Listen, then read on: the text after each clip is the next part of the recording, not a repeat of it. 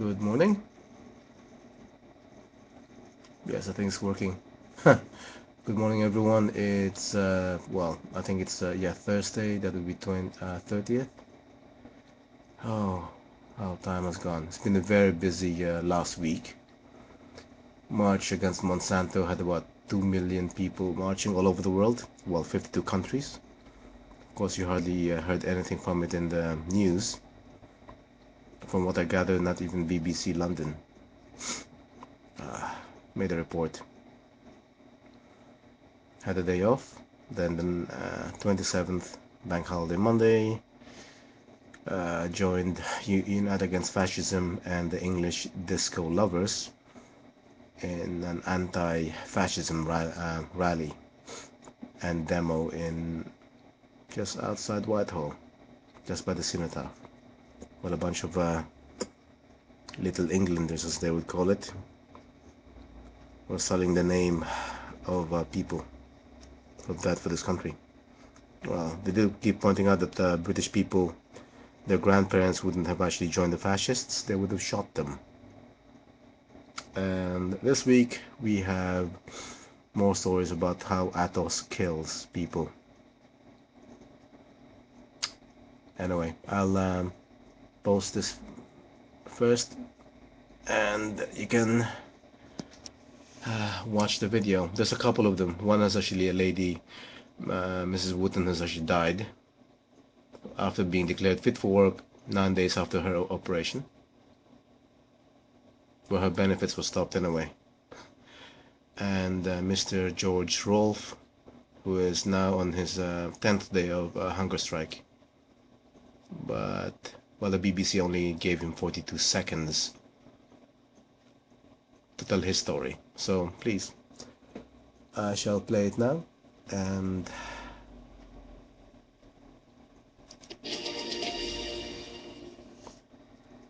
the husband of a transplant patient who died 9 days after her disability benefits were stopped says she should never have been declared fit for work.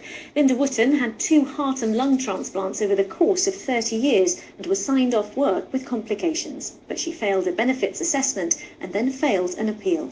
Her husband claims the stress and anxiety killed her. James Pearce reports. A happy life cut short. LindaWootton was on 10 different medications when she died, suffering complications from a heart and lung transplant 30 years ago. Yet just 9 days before her death, she received this letter, informing her benefits had been stopped as she was fit for work. Her husband says it's left him with a bitter aftertaste and has vowed to campaign for the appraisal system to be changed. The government needs to rethink the strategy. The idea is good, but the way they're doing it is wrong. It's upsetting, it's degrading, and it's making people feel useless and scroungers who aren't, and I think that's the biggest issue. In a statement, the Department of Work and Pensions said, "Our sympathy goes out to Mrs. Wootton's family during what's obviously a very difficult time.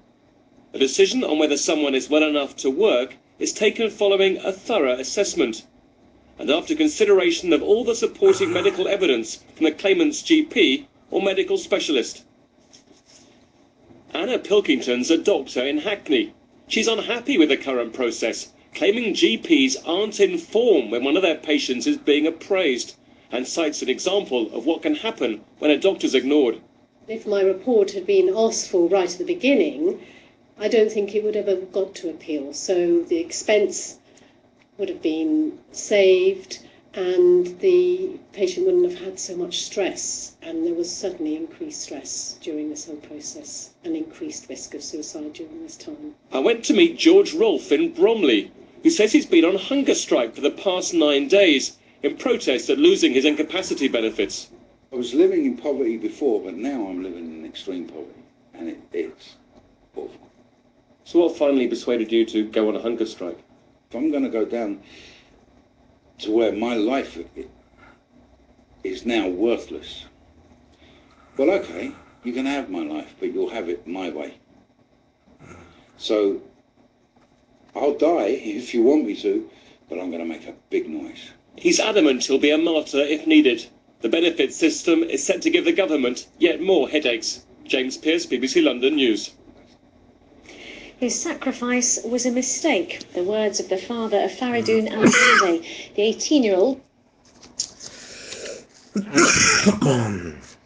So anyway, that's what you see. Add those skills.